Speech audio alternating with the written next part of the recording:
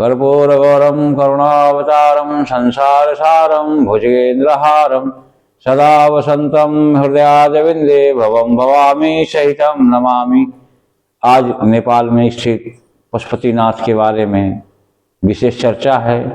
आत्मचिंतन के साथ इस चर्चा को प्रिय आत्मागण आप सभी लोग सुने।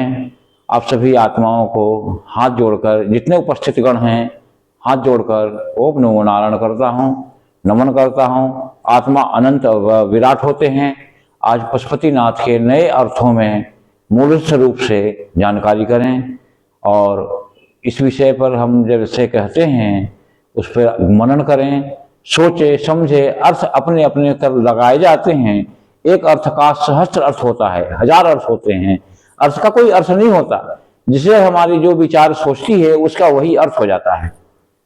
जैसे प्यासे के लिए पानी का अर्थ अलग है, पानी बेचने वाले के लिए बिजनेस है, पानी नहाने के लिए पानी पानी है, लेकिन पानी वही होता है।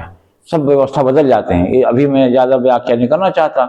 अभी हम सब पशुपतिनाथ के बारे में सोचे समझे मनन करें। पशुपतिनाथ का अर्थ होता है, प है वायु तत्व, स है पशु, स है जल तत्व, यानी वायु के साथ जल, फिर ऊ आ जाता है जो वायु तत्व हैं, वायु तत्व हैं। फिर प है वायु, पशुप, ती भी वायु है, ई भी अग्नि है। यहाँ वायु और अग्नि बड़े गहरे संबंध रखते हैं। अग्नि से वायु का बड़ा गहरा संबंध होता है। थोड़े से अग्नि, थोड़े से भी प्रयास करने के बाद थोड़े से वायु मिल जाए, थोड़ी सी अग्नि में भी तो चिंगारी बन जाती है। ऐसा हमने देखा है कि कोयले के ऊपर पंखा लगाए गए हैं, हवा देंगे तो चिंगारी बन जाती है। यानी थोड़े भी मनन हो, चिंतन हो, तो उसके बाद आपको वो वायु चिंगारी बना देती है। और जल साथ में चल रहा है, तो जल साथ में चल रहा है और वायु और अग्नि जुड़ जाते हैं तो जल जल नहीं होता, वो स्टीम बन जाता है। स्टीम कहने का अर्थ है ब्रह्मांड में खुल जाता है। पानी जमीन पर होती है, वायु हवा में खिलती है, अग्नि दिखती है, ऊपर जाती है, लेकिन वो जल के साथ अग्नि और वायु मिलने से वो जल नहीं रह पाता। कुटिल संस्कार विनष्ट हो जाते हैं। पशु का अर्थ होता है जानवर। असुरी प्रवृत्ति को नष्ट करके उसके पति अधिपत्य पशुपतिनाथ हैं। अब यहाँ पे देखें कि वायु, जल और अग्नि, तो वायु और अग्नि एक दूसरे से मिल जाते हैं, उस जल को स्वरूप में आसमान में खिला देते हैं। तो हमारे यहाँ वर्णन है, ये पृथ्वी के साथ जल होता है। जल पृथ्वी का गहरा संबंध है। ज्ञान व्याख्या देती है, विद्या देती है, संस्कार देती है जल। लेकिन अब शुद्ध होकर के स्टीम बन गई, बाष्प बन करके अग्नि वायु से मिलने के बाद अपने अस्तित्व को मिटा करके आकाश में खो जाता है। अब हमारे अपने घटनाओं में देखें तो मूलाधार चक्र, मूलाधार चक्र में हमारे कुंडलनी शक्तियां होती है।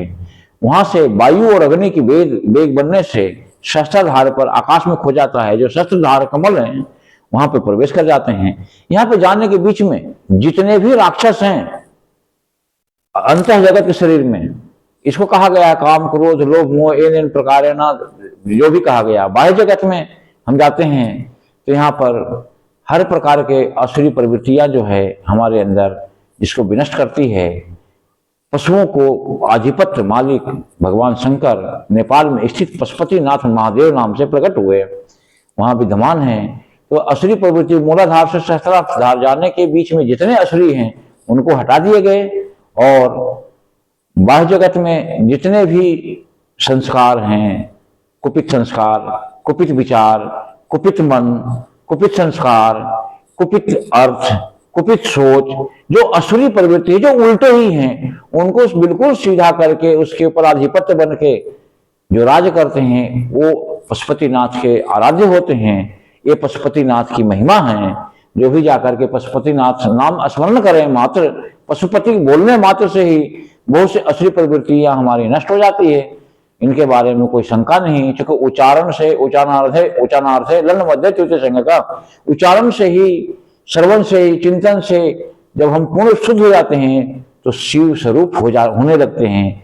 इसमें असुरी प्रवृत्तियों के ऊपर राज करने वाला व्यक्ति पशुपतिनाथ के चिंतन मनन करने से ही हो जाता है। यही पशुपतिनाथ की मूल रूप से व्याख्या है, जानकारी है। ओम शांति।